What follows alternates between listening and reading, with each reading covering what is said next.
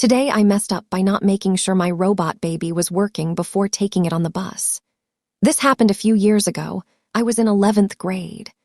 The final assignment for my parenting class was to take home the Real Care Baby, a robotic infant simulator, for a few days. Like a real baby, it cries with no regard for your sleep, other classes, or mental health. You have to figure out what it needs through trial and error and keep it up until it's satisfied. You also get a tamper-proof ID wristband. The baby won't accept care without scanning it, so you can't just hand it off to your parents or whoever. The baby records a bunch of data, and your teacher downloads a report of how badly you parented it at the end. Our teacher let us choose whether to pick it up before or after school, but she recommended before. It gave you lots of time to spot and deal with any issues before you're stuck with it at home. Not having to be a mom in math class was worth the risk for me, so I picked it up on a Friday afternoon. Nobody could drive me home that day, so I had to haul the car seat onto a packed public bus. The doll was the size and weight of an actual infant, and its face was fairly believable at first glance, so I got some looks. Probably an even split between, that girl in a school uniform has a baby, and, that 16-year-old chose to take her weirdly realistic baby doll to school. About halfway to the station, the baby started whimpering. Great. I held my ID bracelet against its chest. No chime. I tried again.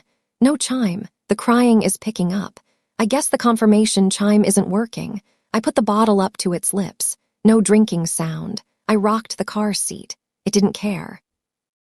Now I'm rapidly and aggressively hitting its chest with my bracelet while the crying becomes hysterical. I flip it over and do the same on the neck and butt sensors. Nothing. People around me are obviously confused.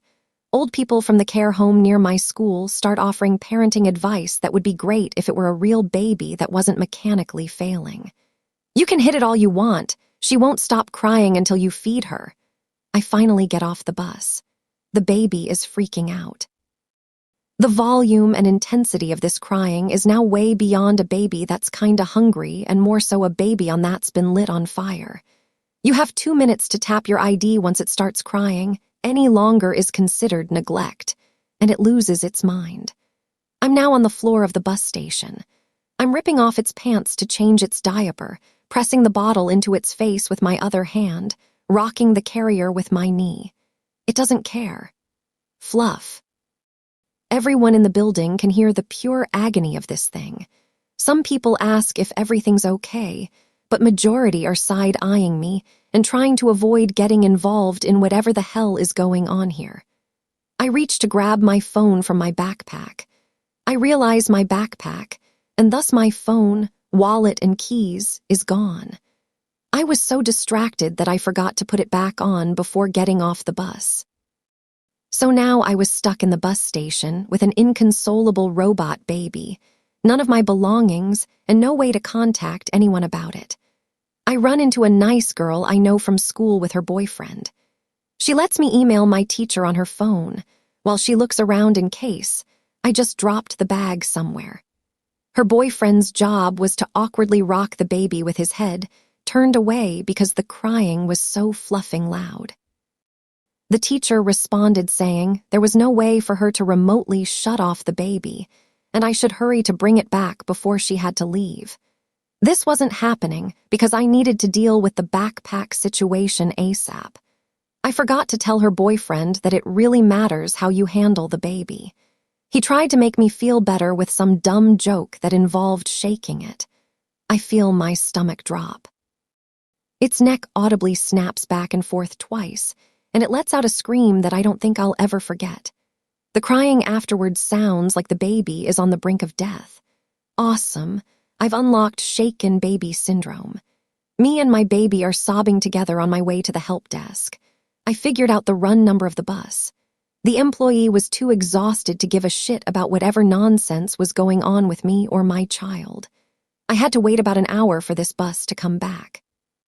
The baby took short crying breaks, but it got to the point that I could still hear it in my mind when it stopped. I asked a woman waiting nearby if she'd call my dad and hold the phone up on speaker for me. She said no and kind of backed away. I then realized that a teenage girl with mascara all over her face, carrying a very distressed baby doll, and asking to use your phone probably looked like a weird scam. I didn't ask anyone else. Eventually, the bus came back and the driver had my bag. I was so relieved that I sprinted to get it, leaving the baby in the car seat, covered with a blanket by a station entrance. As I'm walking back, I can see concerned people stopping around it with, "Did somebody just abandon their baby here?" looks in their eyes. I had to lift the blanket and explain my situation once again. Took my phone out, it was dead. Of course, I really just wanted to go home. I couldn't check if my teacher was still at school, and I didn't think it was a kind idea to just leave it outside her classroom door for someone cleaning at night to discover. I made my way down to the subway. Some people coming up the stairs on the other side start smiling at me and my baby. I see them do a double take once they get a closer look at it. I'm waiting for the subway, and a woman who seemed to be dealing with some substance issues walks up to me and asks, "Your school lets you bring your baby?" I'm really not in the mood, but I still explain, and couldn't help but vent about the bull afternoon I've had. She laughs unsettlingly for a bit. She begins a detailed, mostly incoherent lecture about never letting a man talk you into unprotected sex, no matter what he says. She lists every single possible thing he might say. Smiled and nodded until I rushed to get on a different subway car than her. I hid in the corner, covered the baby with the blanket, and tried to muffle the speaker with my hands. I prayed nobody would see me and think I'm trying to suffocate a real infant. I finally got home. I fought tears to explain what was going on to my dad. The baby was taking a break, so he wasn't quite understanding the severity of the situation. "It seems fine right now. Maybe it cried itself out. Maybe we can just muffle it under some pillows in the basement." The completely devastated screaming of the punish this incompetent single-teen mom machine began. "Okay, we need to get rid of this thing." His first suggestion was putting it in the shed.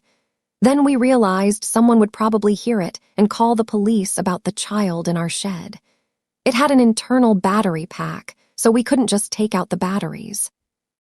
We found instructions online to trigger an emergency shutdown, not sure why my teacher didn't send me these right away. Regardless, the lights and chimes would act like it worked, but it would start crying again a few minutes later. The screams of neglect were becoming more and more heartbreaking. I felt this deep sense of maternal shame despite it being a robot and not my fault. I start telling it, "I'm sorry. I'm trying to help you. It just won't let me. You know that, right?" My mom was the same way when she got home. My teacher and I emailed back and forth for a bit. Eventually, she said we could bring it back to school, and a custodian would lock it in the classroom over the weekend. After 12 hours of neglect, it would automatically shut off. On the way there, my dad made a joke about me getting the premium, colic baby experience that I wasn't in the headspace to appreciate. We then handed my baby to the very sweet custodian so she could lock it in a classroom to die. TLDR, found out my parenting class robot baby was inconsolable while already on the bus ride home. Lost bag plus dead phone left me stuck in public with it for hours. Robot baby ultimately had to be locked in a classroom until it died. Submitted by /u/glittersoap 3 link comments. Drop your verdict in the comments. Wait, what?